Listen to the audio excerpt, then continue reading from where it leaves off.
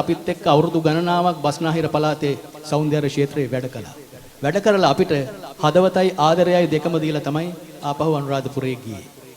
ඒ ගියාට ඔහු හැමදාම අපිත් එක්ක ඉන්න මිනිස්සෙක්. අපි මේ ඇවිල්ලා ඉන්න මේ වැඩේ ඉදිරිපත් කරන්න නෙවෙයි අපි මේ පුංචි දරුවන්ට සහයෝගයක් හැටියට එතුමාගේ ආරාධනෙන් අපි ඇවිල්ලා ඉන්නවා. ඒ නිසා මේ සභාවේ පිළිගැනීමේ කතාව කරන්නට මේ උත්තම කලාකරුවාට සංගීත අධ්‍යාපනඥයාට මා ආරාධනා කරනවා විශාරද ප්‍රේමචන්ද්‍ර ලංකාතිලක මැතිතුනි සභාව අමතලා මේ ආරාධිත අමුත්වන්න පිළිගන්න.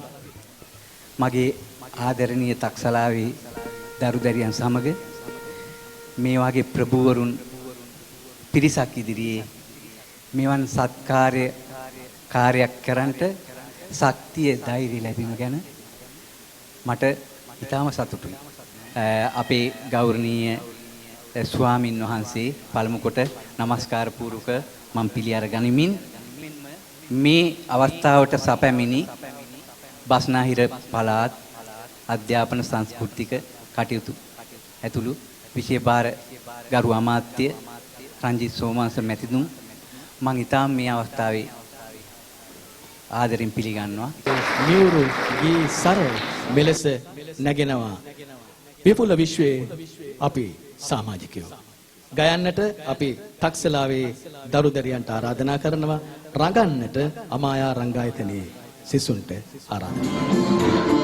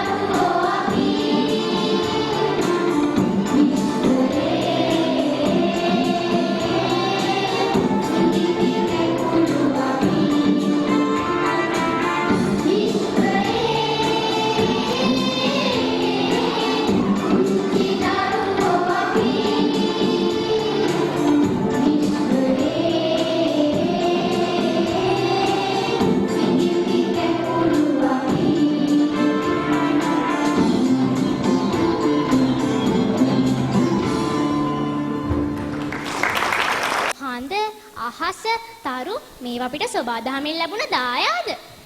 මේ වගේ සබාදහමෙන් ලැබුණ දායාද අපේ මේ පරිසරය ලස්සන කරනවා. ඒ පරිසරයේ ලස්සන ගැන ඉදිරිපත් කරන්න කවියක් කියන්න යාළුවෙක් ක්ලාස් වල ඉන්නවා. අපි එයාටත් ආරාධනා කරමු නේද? හා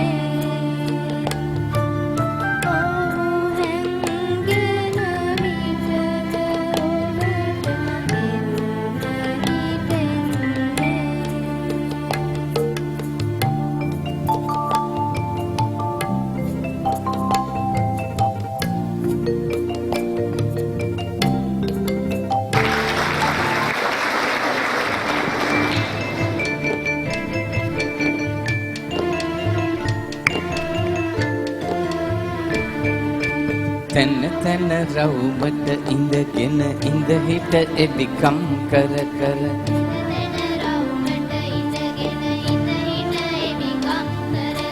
ලේන්සු හංගන්න ළමයි එක් රොක් වෙන්නා රවුම වටේ යන විට කවි පද කියවෙන්නා කොප්පර කොප්පර පිපිඤ්ඤා පස බැලුවෝ දෙසාඤ්ඤා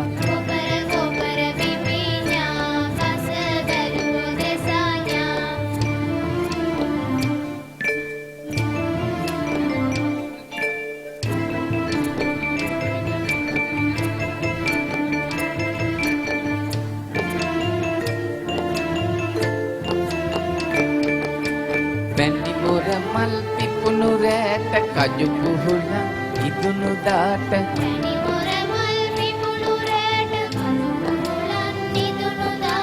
පුංචි අපේ සිත් තුල සතුටක් මතු වෙන්නා එවන් අසිරි සිරි දුඩු සිතින් පිරෙන්නා කොප්පර කොප්පර පිපිඤ්ඤා පස බැලුවෝ දෙසාඤ්ඤා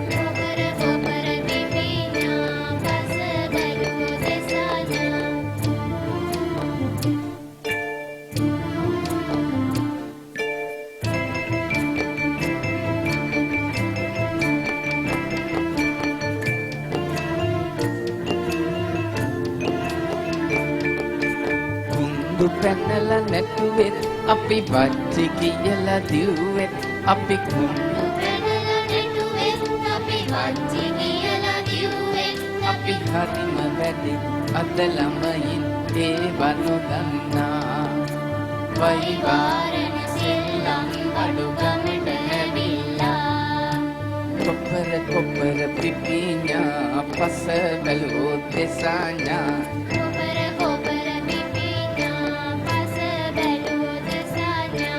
කොප්පර කොප්පර පිපිඤ්ඤා පස බැලුවෝ දෙසාඤ්ඤා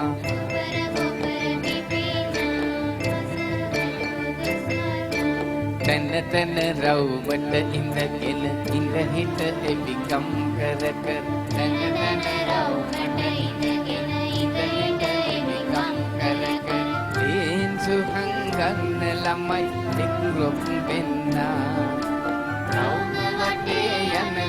කවි පද කියවෙන්නා කොප්පර කොප්පර පිපිඤ්ඤා පස බැලුවෝ දෙසාඤ්ඤා කොප්පර කොප්පර පිපිඤ්ඤා පස බැලුවෝ දෙසාඤ්ඤා කොප්පර කොප්පර පිපිඤ්ඤා පස බැලුවෝ දෙසාඤ්ඤා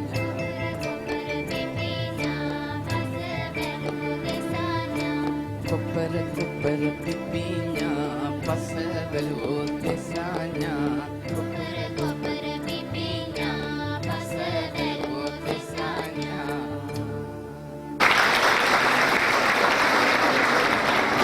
දරුවන් එක්ක මේ වාගේ කාර්යයන් වල නියුතු වෙනවා කියන්නේ හරිම දුෂ්කර කාර්යයක්. හැබැයි ප්‍රතිඵලය සුන්දරයි. හරිම සුන්දරයි. කොහොම හරි මේ ගරු ඇමතුමනි ඔබතුමාත් අද මේ දරුවන්ගේ ප්‍රසංගය නරඹන එක හොඳයි. මොකද මේ දවස්වල ළමා ගීතවල තියෙනවා හිඟයක්මත් නෙමෙයි. ළමා ගීත නිර්මාණ බොහෝ අය කරනවා. මේවාට මාධ්‍ය වලින් නිසි තැනක් ලැබෙනවාද කියන එක පොඩි ප්‍රශ්නයක් තියෙනවා. දරුවන් අහනවද ඇහෙනවද කියන ප්‍රශ්නයක් තියෙනවා. දරුවන් අහනවද දරුවන්ට ඇහෙනවද දරුවන් අහන්නේ මොනවද දරුවන්ට ඇහෙන්නේ මොනවද කියන එකත් ලොකු ගැටලුවක් තියෙනවා. ඉතින් මේ දැන් මේ ලංකා වාගේ තව බොහෝ පිරිස ඉන්නවා. මේ වාගේ නිර්මාණ හරියට කරනවා. සමහර විට මේවා මේ වේදිකාවට විතරක් සීමා වෙන්නත් ඉඩ තියෙනවා. මේ කොච්චර මිහිරි ළමා ගීතද කොච්චර ලස්සන ගැයුම්ද මේවට අපි මොකද කරන්නේ?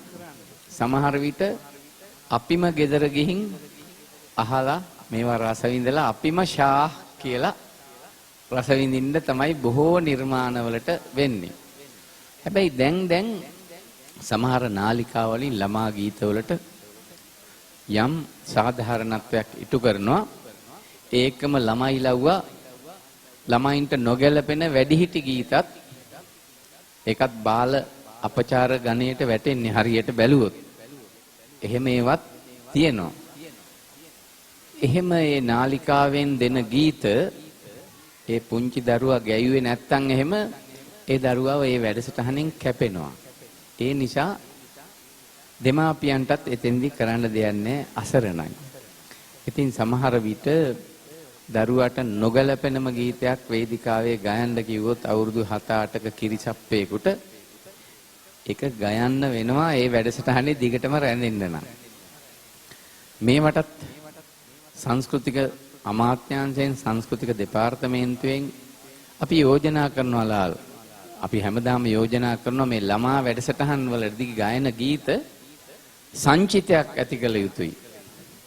ඒ සංචිතයට අයත් ගීත තමයි දරුවෝ ගායන්නට ඕනි. එහෙම වුණොත් දරුවන්ට දරුවන් විදිහට ගීත ගායන්න පුළුවන්. වැඩි වෙලා කතා කරන්නටත් හොඳ නැහැ. මං ආශිර්වාද කරනවා මේ දරුවන්ට, වාදනය කරන දරුවන්ට, ගායන දරුවන්ට, නිවේදන කටයුතු කරන දරුවන්ට මොනියම් ආකාරයකින් හෝ මේ විෂය බාහිර ක්‍රියාවකට දායක විය යුතුයි දරුවන්. එහෙනම් මේ දෙමාපියන්ට මං විශේෂ ස්තුතියක් පුද කරනවා. මේක කටින් කට අරින්න මේකට එවන්නේ නැති දෙමාපියන්ට අද හවසට ගිහිල්ලා හම්බ වෙලා හෙට හරි හම්බ වුණාම කියන්න මේ වාගේ වැඩවලට අනේ යවන්න දරුවන්. හරිම සුන්දරයිනේ මේක කියලා කියන්න. පොතපත ඕනේ. පොත් ගොඩක් අය හිතනවා දෙමව්පියන් මේවට ආවොත් පොතපත අතපසු වෙයි කියලා. පොතපත විතරක් පරිශීලනය කළොත් විභාගය සමත් වෙයි. හැබැයි ජීවිතය සමත් වෙයිද කියන එක ප්‍රශ්නයක් තියෙනවා. ජීවිතය සමත් වන්නට නම් අර පොතපත පරිශීලනය කරන එකටම සමගාමීව විෂය බාහිර ක්‍රියාකාරකනුත් අවශ්‍යයි. සෞන්දර්ය වේවා, ක්‍රීඩාව වේවා, වෙනත් නිර්මාණ කටයුත්තක් වේවා. මේ දරුවන්ට එහිඳ මං සුබ ප්‍රාර්ථනා කරනවා. මේ දරුවෝ මෙතන ඇති මේ දොස්තරවරු වෙන්න, ඉංජිනේරුවරු වෙන්න, ගුරුවරු වෙන්න, කලාකරුවන් වෙන්න දෙමාපියන්ගෙත් එහෙම බලාපොරොත්තු ඇති. හැබැයි මේ දරුවා දොස්තර කෙනෙක් වුණාට කමන්නේ, ඉංජිනේරුවෙක් වුණාට කමන්නේ. ලොකු දොස්තර කෙනෙක් ලොකු ඉංජිනේරුවෙක් නෙමෙයි කරන්න ඕනේ. හොඳ දොස්තරවරයෙක්, හොඳ ඉංජිනේරුවෙක්, හොඳ දේශපාලඥයෙක්, හොඳ ගුරුවරයෙක්, හොඳ කම්කරුවෙක් බවට තමයි පත් කරන්නට ඕනේ. ලංකයි මායි අර ලංකා කිව්වා වගේ අපේ ඇසුර වසර 40කටත් කිට්ටුයි දැන්. අපි දෙන්න සෞන්දර්ය විශ්වවිද්‍යාලයේදී තමයි එකට මුණ ගැහෙන්නේ. සමහර වෙලාවට එක බෝඩිමේ රැට නිදා ගන්නවා. සමහර දවස්වලට අපේ ගෙවල් වලට ඇවිල්ලා නිදා ගන්නවා. එක කහට එක බොනවා කැන්ටිමෙන්, එක බත් එක කනවා. එහෙම මිතුරන් පිරිසක් අපට ඉන්නවා. අද මං දැක්කා මේ අපේ සමකාලීනව ගොඩක් ඉන්නවා, විශ්වවිද්‍යාල සමකාලීනව. ඉතින් ඒ අයත් මේ එන්නේ ලංකා හොඳ නිසා. ලංකා ඇසුරටත් හොඳයි, නිර්මාණශීලීත්වයටත් ලංකා හොඳයි. ලංකා කරන වැඩක් අපට කිව්වොත් අපි දන්නවා එතන මොකක් හෝ යහගුණය සපිරි නිර්මාණාත්මක දෙයක් තමයි මේ. නැත්තම් සල්ලි එකතු කරන්න කරන වැඩක් නෙමෙයි ලංකා කරන්නේ. සමහර වෙලාවට අපි අපේ වාහනෙන් යනවා අනුරාධපුරයට. ඉස්සර ගිහිල්ලා අපි ඒවට දායක වෙලා එනවා. කොහොම හරි අර ලාල් කිව්වා වගේ මෙහෙම සුන්දර මිනිස්සෙක්ගේ ඇසුර ලබන්න මේ දරුවනොත් මිත්‍රයෝ වශයෙන් අපිත්, දෙමාපියන් වශයෙන් ඔබත් යම් කිසි තරමක හෝ පිනක් කරලා ඇති කියලයි මට හිතෙන්නේ. මේ సౌందර්යය කියන එක දරුවගෙන් බැහැර කරන්න හදන්න එපා. ඔබ බැහැර කරන්නේ නැහැ. ඒකයි ඔබ මෙතෙන්ට ඇවිල්ලා ඉන්නේ. අනික් අයටත් තව දෙන්නෙකුට හරි මේ පණිවිඩය දෙන්න సౌందර්යය ක්‍රීඩාව ජීවිතයට අවශ්‍යමයි නේද කුලරත්න මහත්තයා? එතකොට එහෙමනම් දැන් ඉතිරි වැඩ කටයුතු මම දන්නේ මම සුබ ප්‍රාර්ථනා කරනවා ලංකාවටත් මම ආශිර්වාද කරනවා හොඳ දරු පරපුරක් හදනවා ඇත්තටම හරිම විනයානුකූලයි මේ වාදනය හරිම විනයානුකූලයි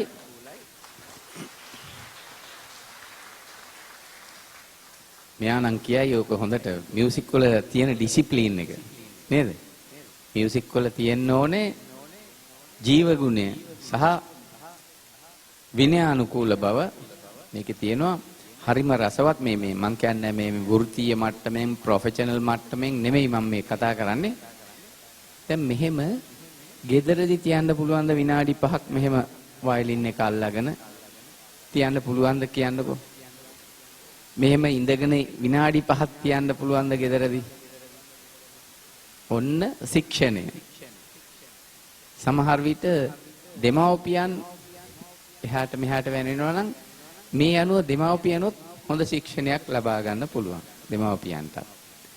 ඔබේ දරුවට ආශිර්වාද කරන්න අපිත් ආශිර්වාද කරනවා. එහෙනම්